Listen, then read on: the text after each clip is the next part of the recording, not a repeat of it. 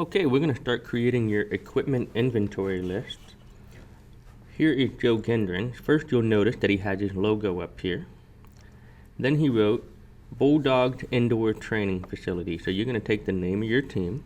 I'm the Sharks, so I'm going to write Sharks Indoor Training Facility and put it right here. And we're going to change the colors of the font to match one of our team colors. And everybody's going to write estimated training equipment inventory right here. And we're going to make that a little bit smaller, and we're going to change it back to the black font. You'll also notice that it is centered right here. So we'll be sure to do that. The most important part today is creating this table right here. We have a table. It has 2 columns, 1 column and 2 columns. And it actually has 11 rows. 1 for the categories up here, and then 10 more for each of the items that you're going to buy for your indoor training facility. Okay, so next step will be to create the file and save it.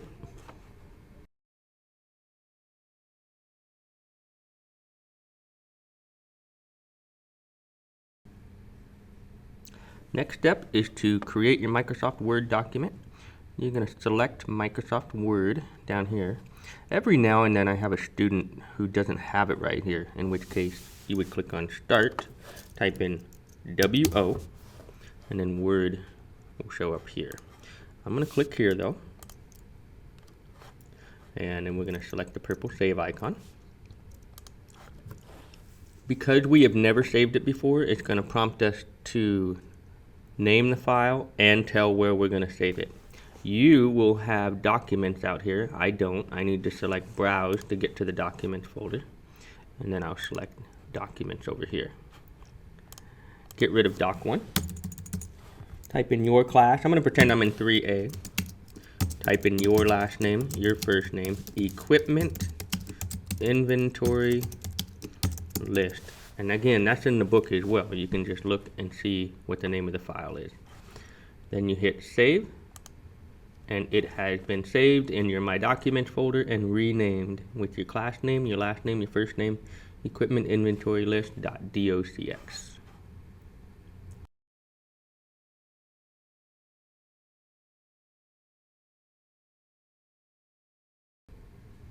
Okay, on the next step, I'm going to show you how to put in your logo and type in this text right here.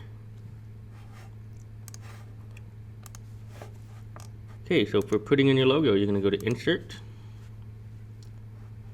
Pictures, and you need to navigate to your logo. I'm going to select this one right here, and then I'm going to click on Insert. My logo is much too big, so I'm going to make it smaller. Now, right now, the computer sees my logo as a text, as a letter, if you will. I could type before my logo. I could type after my logo. What I can't do is type right here because that is actually a part of my logo. So keep that in mind. I'm going to get rid of this text right here. And so what we can do is center this as if it were text. So I'm going to click on it, and on the Home tab, I'm going to center it. And now my text, or my logo, is centered. Next, I'm going to hit enter a couple times. And we are going to type in the name of our team. I am the Sharks. I'm going to type in Sharks Indoor Training Facility. I'm going to go ahead and hit enter again and type in estimated training equipment inventory. I'm going to take this text right here and make it considerably larger. So I'm going to highlight it and go over here. You can actually see it getting bigger over there. And I'm going to go probably with a 28. I think that looks pretty good. You don't want it to go to 2 lines, so definitely don't go larger than 36. I'm going to try a 28 though. And I'm going to have this text match one of my team colors up here. I'm going to go with that orange color. You go next to the A right here, And I'm going to try that one right there. I think that looks pretty good. This might be a little too light, so I'm going to go here. We're also going to highlight this text right here and make it larger as well. But we're not going to go as large as the 28. Maybe a 22 or a 20. And there's something else I just realized. I double spaced here, and I don't like the way that looks. So I'm going to put my cursor right here, hit the delete key, hold down the shift key, and now I have a single space right there. I think that looks considerably better. Go ahead and put your cursor right here so that you'll be ready for the next step, which is to put in your table.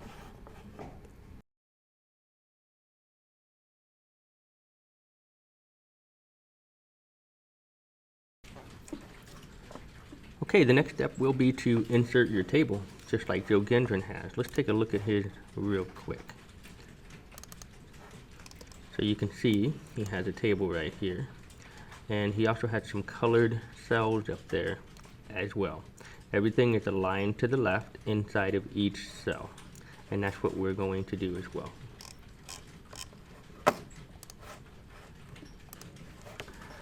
To insert a table, you go to Insert, Table. And there's 3 basic ways to insert a table. There's using this automatic table creation tool right here. There's insert a table with a ... which brings up a menu that we can follow, and there's draw a table. I would say the top 2 are going to be the ones that you can choose from. So I can go here and I can create a table that is 2 columns by 8 rows. Now that's not enough rows. We need 11 rows, but let's go ahead and create this one. And what you can do is right click inside of the last row and go to Insert Rows Below. So now we have 9, right click, Insert Rows Below, 10, 10, right click, Insert Rows Below. And let me double check, 1, 2, 3, 4, 5, 6, 7, 8, 9, 10, 11. Now let's say you accidentally did insert an extra row. Okay, to delete an extra row that you might have, you can sometimes right click right here and it'll have delete row right here, but I've often found that moving the arrow out here, right about there, and going to right click will always have an option to delete rows. And now you can see I just deleted that row right there. So here we go. We have a table that is 2 columns by 11 rows. I'm going to show you an alternative way to get it as well. I'm going to right click and delete this, and I'm going to go to this 4-way arrow here, right click, and I'm going to go ahead and delete the whole table. The other way to do it is to go to Insert Table, and instead of doing one of these up here, you can go to Insert Table and then ... Like I mentioned before, it brings up a little menu here, and it says how many columns do you want, and we want 2. How many rows do you want, and we want 11. And I hit OK, and then I have a table that is 2 by 11. I would say that's the better of the 2 ways to create your table. Okay, now we just start typing, and we're going to make everything look good. First, I'm going to go ahead and type in equipment type. Okay, I've noticed something. Obviously, I have orange letters right here. We don't want that. And I've also noticed my font is much too large. So here's what I'm going to do. I'm going to highlight everything in the table. I'm going to go home, take my font color and get it to be automatic. And I'm going to take my font size and get it considerably smaller. I'm going to try a 18. Notice my whole table got smaller too, and that can be good. I'll show you later how to make it larger. For now, let's go ahead and type in all our data.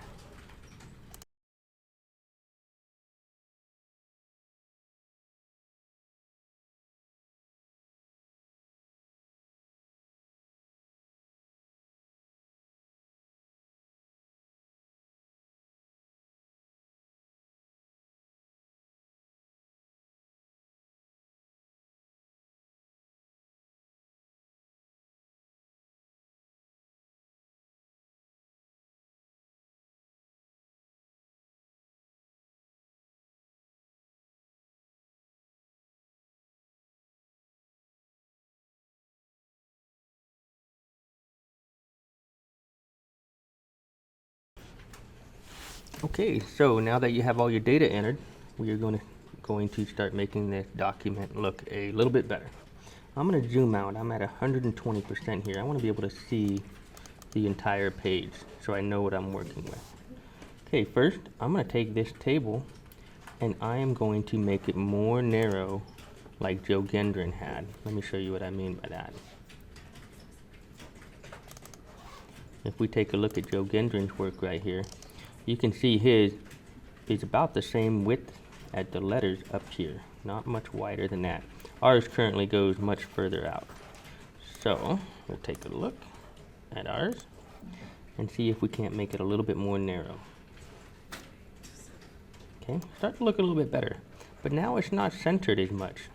To move the entire table, we need to go to this four-way arrow right here and click on it and start pulling it over.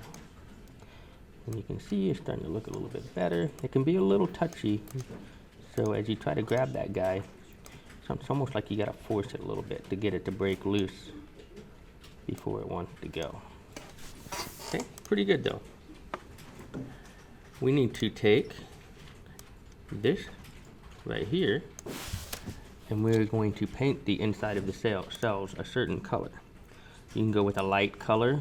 I'm going to go actually with light gray. So I'm going to go to Table Tools, Design, and under Shading right here, I'm going to select the light gray. I do not like the way my font turned it into a larger cell here. It started to word wrap within that cell. So I'm going to take all my data again, go home. Instead of an 18, I'm going to try a 16. There we go. Now it's still all on one line. Perfect. Finally, we're going to take all this data right here.